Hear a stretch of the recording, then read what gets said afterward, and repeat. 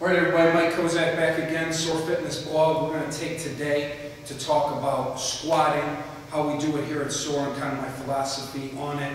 Squatting is probably by far the most popular lower body lift, whether it's at schools or gyms. It's obviously also a competitive lift amongst the powerlifting set.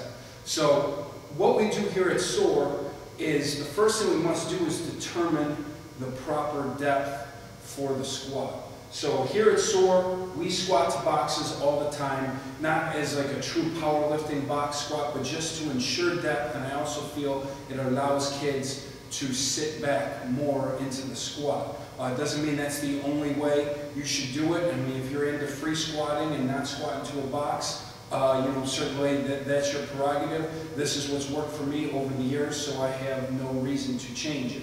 At Soar, we have 12-inch boxes. This one over here is a 16-inch box. We have 18-inch boxes. We also use bucket plates to kind of get increments, maybe 13, 14 inches or 17 inches. Because one, every kid is different. The length of their femurs amongst the tall kids could be different. And the main thing is you must find the depth that's appropriate for each athlete. Keeping in mind that I'm not trying to build any 400-pound half squatters. Okay? So, rule one for me here, I'm going to take a great squat to an 18-inch box over a poor squat to a 16-inch box any day of the week with my beginners. And that's whether it's body weight or it's a 12-year-old holding a medicine ball, or it's my junior high kids who start with front squats, or it's my kids that back squat. As far as front and back squat goes, we do them both here. I prefer front squats for beginners, but I've also learned in my experience that back squats are better for some kids. So we do them both. So if you work at a school or you train people and you prefer back squats over front squats, I'm not here to debate the difference. I'm here to talk about depth and the actual execution of the squat. So let's just say I have a kid who is a pretty good squatter. We're having him front or back squat. My goal is to get him as close to parallel as possible with good technique. Sometimes up front, or if a kid grows for a while, or maybe has some back problems or some flexibility issues, you're not going to get him to parallel. Like I said, I'm going to take a quality squat that might not be too parallel over a bad squat that goes to or below parallel any day of the week. Okay? And then we'll eventually start to work lower before we start to significantly increase load. And that goes with me saying I'm not trying to build any 400-pound half squatters. Okay, we get to 200 pounds at 18-inch box, and I know it's not the parallel. We're going to try and work a little lower before I start significantly increasing that weight. But the things you want to look for is this is a 16-inch box.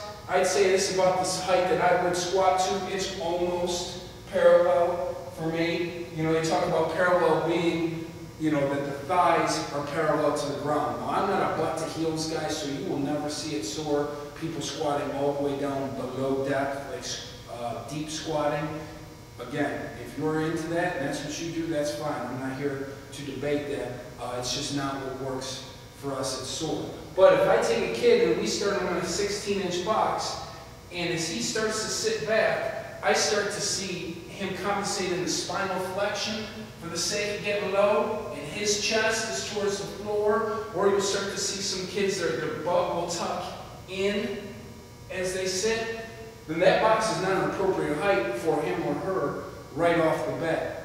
Okay? It might take a couple weeks, maybe a couple months of not only practice squatting, but also other exercises that will aid in their ability to do the squat better. So what I'm looking for when we squat is one, as I sit back, the heels stay down and the knees stay tracked out over the feet. So we talk about pushing the knees out and sitting back until we tap the box. Okay, some kids, especially who are weak upstairs in the hips, especially in the external rotators, and you start to see the knees cave in, that's definitely a cue that you need to fix.